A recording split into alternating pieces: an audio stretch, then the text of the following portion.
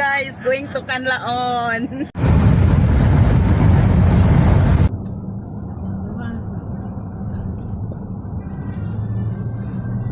CR lang po kami.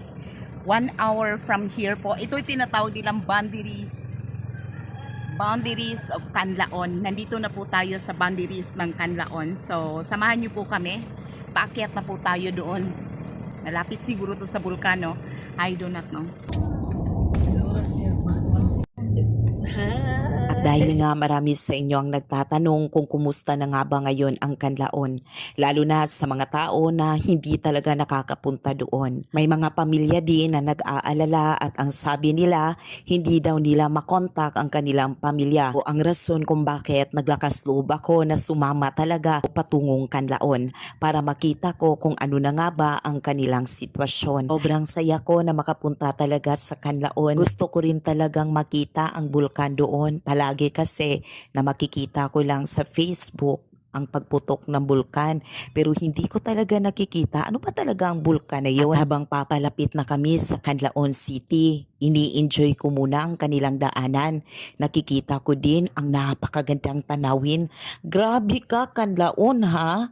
Ang ganda-ganda talaga ng nilikha ng Panginoon. Isa sa mga bagay na sobra din ako nag-aalala patungong Canlaon ay itong mga bahay. Alam nyo ba na ang mga bahay na ito ay sobrang delikado. Bakit? Nasa gilid talaga sila ng pangpang at hindi ko alam kung bakit. Sa sobrang laki ba naman ng bukid, bakit kailangang nasa gilid ng pangpang? Sana kung may taga-Canlaon man na nakatira sa gilid ng pangpang at nakapanood ng video na ito, sobra po talaga akong nag-aalala nang makita ko po ang mga bahay nyo na nasa gilid na po talaga ng pangpang. Pakiusap po, sana gumawa po kayo ng paraan. Sana hindi na po natin hintayin na may masama pang mangyayari sa atin bago po tayo mag-transfer. It's not safe po talaga base sa aking obserbasyon at kung ano man ang dahilan, kayo lang din po ang nakakaalam pero nag-care lang din po ako sa inyo. Lalo na po kapag may mga bata akong nakikita, paano na kung maglalaro sila sa gilid ng pampang tapos baka mahulog or maaksidente pa. Paano din kung may mga senior citizen?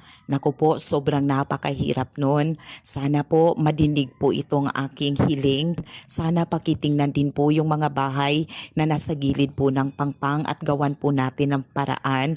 God bless po sa inyong lahat. Habang nakikita at pinapanood ko itong napakagandang tanawin, sobra ko talaga itong na-appreciate. Saludo po talaga ako sa napakagandang lugar na ito. Grabe po talaga ang ganda-ganda ng tanawin. Parang nasa New